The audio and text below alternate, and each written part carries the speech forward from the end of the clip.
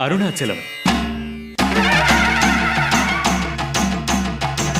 ఇప్పుడు Insta, Facebook, YouTube ఎక్కడ చూసినా ఈ ఆధ్యాత్మిక క్షేత్రానికి సంబంధించిన షార్ట్సే కనిపిస్తున్నాయి.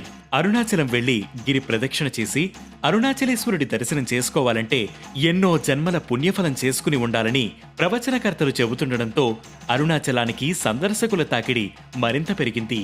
మరి ఈ ఆలయ చరిత్ర ఏంటి? గిరి ప్రదక్షిణ ఎందుకు చేస్తారు? ఈ రోజు అనగనగాలో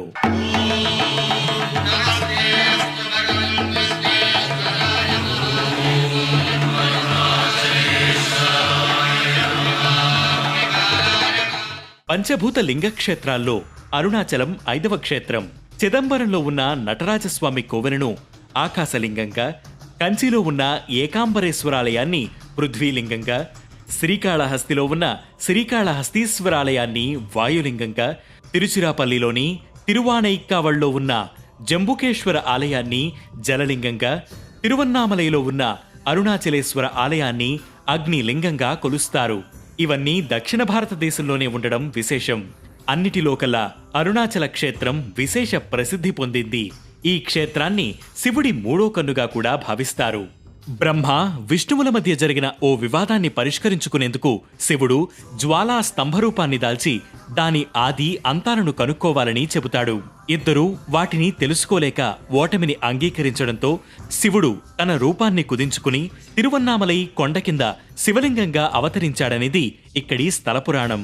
మరో కథలో ఒకనాడు పార్వతీదేవి శివుడి కళ్లను మూయడంతో ముల్లోకాలు అంధకారమయమయ్యాయని లోకమాత తన తప్పును తెలుసుకుని తిరువన్నామలై వద్ద తపస్సు చేయక శివుడు జ్వాలగా ప్రత్యక్షమై లోకానికి వెలుగునిచ్చాడని, ఆ తర్వాత గౌరీదేవికి తన శరీరంలో సగభాగాన్నిచ్చి అర్ధనాదీశ్వరుడిగా ఈ పర్వత పాదాల వద్ద వెలిశాడని చెబుతారు.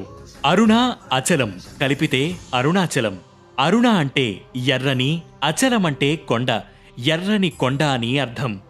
ఇక్కడ గిరి ప్రదక్షిణ వెనక ఓ పురాణ గాథ ఉంది. గంధర్వులు, దేవతలు, మహర్షులు మొదలైన అన్యలోక వాసులంతా తిరువన్నామలైకి వచ్చి భూలోకంలో ఉండే జీవరాశుల రూపంలో ఈగ, చీమ, శునకం, పక్షులు, పశువుల రూపంలో వచ్చి అరుణాచలేశ్వరుడి గిరి చుట్టూ ప్రదక్షిణలు చేశారట. ఒకసారి గౌరీదేవి గౌతమ మహర్షిని అరుణాచలంలో గిరి ప్రదక్షిణ ఎలా చేయాలని అడగ్గా అందుకు ఆయన శివధ్యానం చేస్తాడు. వెంటనే ప్రత్యక్షమైన శివుడు తన తేజో లింగాన్ని మనసులో ధ్యానించి ప్రదక్షిణ చేయాలని చెప్పాడట. ఒక్కో అడుగుతో ఒక్కో పాపం తొలగిపోతుందని, మొదటి అడుగుతో భూలోక ప్రాప్తి, రెండవ అడుగుతో మధ్యలోక ప్రాప్తి, మూడో అడుగుతో దేవలోక ప్రాప్తి కలుగుతుందట. మానసిక పాపాలు, వాచిక పాపాలు, శారీరక పాపాలు నశిస్తాయని, గిరి ప్రదక్షిణం పూర్తి చేస్తే జన్మ జన్మల పాపాలు నశిస్తాయని చెప్పాడట శివుడు. అందుకే అరుణాచల క్షేత్ర గిరి ప్రదక్షిణ అంతటి ప్రాచుర్యాన్ని పొందింది.